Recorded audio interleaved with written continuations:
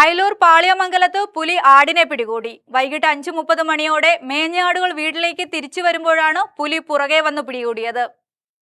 അയലൂർ പാളിയമംഗലം മുല്ലുപറമ്പിൽ വീട്ടിൽ മാമച്ചൻ എന്ന ആളുടെ വീട്ടിലെ പൂർണ്ണ ഗർഭിണിയായ ജമുനാപ്യാരി ഇനത്തിൽപ്പെട്ട ആടിനെയാണ് പുലി പിടികൂടിയത്. 37 കിലോ ഉള്ള ജമുനാപ്യാരി ഇനത്തിൽപ്പെട്ട ആടായിരുന്നു. അത് ഗർഭിണിയായിരുന്നു, പൂർണ്ണ ഗർഭിണിയായിട്ട് നമുക്ക് ഒരു 15 ദിവസത്തിനുള്ളിൽ ഡെലിവറി നടക്കേണ്ട ആ ഒരു കണ്ടീഷനുള്ള ആടായിരുന്നു. അപ്പോൾ നമുക്കൊരു ആട് പോയി എന്നുള്ളതിനേക്കാളും ഒരു 2-3 ജീവനും കൂടെ ഒരുമിച്ച് പോയതിനൊരു വിഷമം കൂടെ ഉണ്ട്. പിന്നെ അത് നമ്മൾ ആലോചിക്കും, നമ്മുടെ വീടിന്റെ ബാക്കിൽ നിന്നാണ് പിടിച്ചോണ്ട് പോകുന്നത്. മാമച്ചൻ പുലിയെ കണ്ട് നിലവിളിച്ചെങ്കിലും പുലി ആടിനെ കൊണ്ടുപോകുകയായിരുന്നു. അപ്പോൾ പുലി ആടിനെ കൊണ്ട് വലിച്ചോണ്ട് ഓടണം. അപ്പോൾ ആട്ടുകുട്ടികൾ ഇങ്ങോട്ട് ഓടി വന്നു. അങ്ങനെയാണ് നമ്മൾ സംഭവം കാണുന്നത്. എനിക്ക് കാലുമല്ലോ ഓടിച്ചല്ല, എനിക്ക് മകൻ ഇവിടെ ഇല്ലാഞ്ഞു. അതിന് 10 വർഷം മുമ്പ് ഇങ്ങനെ ഉണ്ടായപ്പോൾ എൻ്റെ മൂത്ത മകനുണ്ടായിരുന്നു. അവനാ ഒപ്പം തന്നെ പോയി.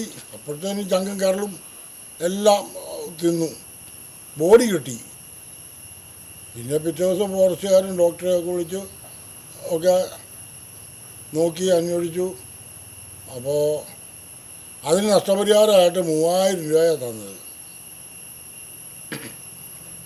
അന്ന് വലിയ ആടായിരുന്നു, നല്ല ആടായിരുന്നു.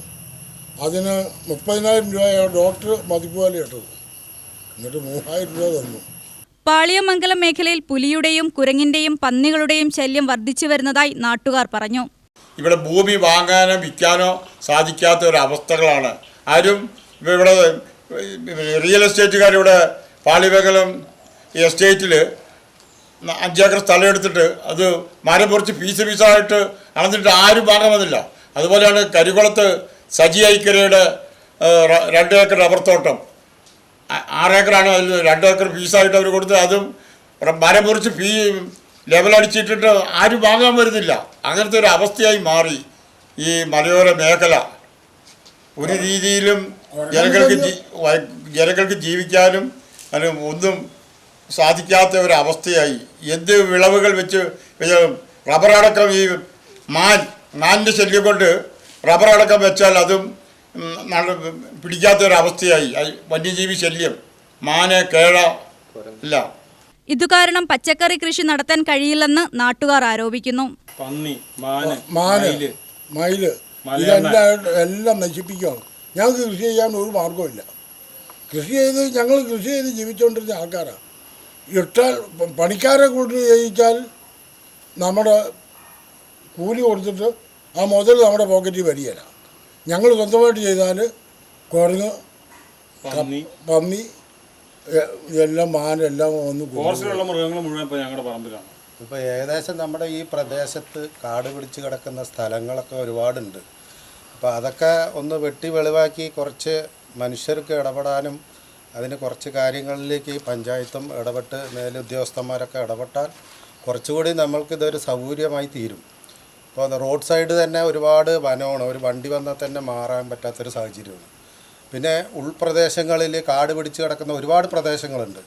അതും കൂടി ഒന്ന് എത്രയും പെട്ടെന്ന് അധികാരികൾ ബന്ധപ്പെട്ട് നടപടികൾ ഉണ്ടാകണം. വൈകുന്നേരങ്ങളിൽ വീട്ടിൽ നിന്നും പുറത്തിറങ്ങാൻ പേടിയാണെന്നും നാട്ടുകാർ പറഞ്ഞു. സ്ഥിര സംഭവമായിട്ട് മാറിയിരിക്കുകയാണ്.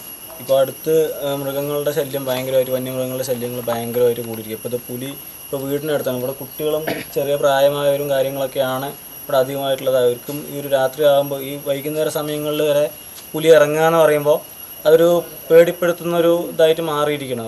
നമ്മൾ ഒട്ടും പകൽ സമയങ്ങളിൽ പോലും പുലി ഇറങ്ങുമെന്ന് പറയുന്നത് പേടിപ്പെടുത്തുന്ന ഒരു അവസ്ഥയിലേക്ക് ഇവിടെ നാട് മാറിയിരിക്കുകയാണ്. അതിന് എത്രയും പെട്ടെന്നൊരു ശാശ്വതമായ പരിഹാരം കാണണം. ഇതിപ്പോൾ 2ാമത്തെ തവണയാണ് മൂപ്പരുടെ ആടിനെ കൊണ്ടുപോകുന്നത്. അതിന് കൃത്യമായ ഒരു നഷ്ടപരിഹാരം എത്രയും പെട്ടെന്ന് സർക്കാർ ഉദ്യോഗസ്ഥരും ഇടപെട്ട് അത് കൊടുക്കണം എന്നുള്ളതാണ് ഇവിടെ നാട്ടുകാരുടെയും. ഇതിനൊരു പരിഹാരം കാണണം എന്നുള്ളതാണ് നാട്ടുകാരുടെ ആവശ്യം.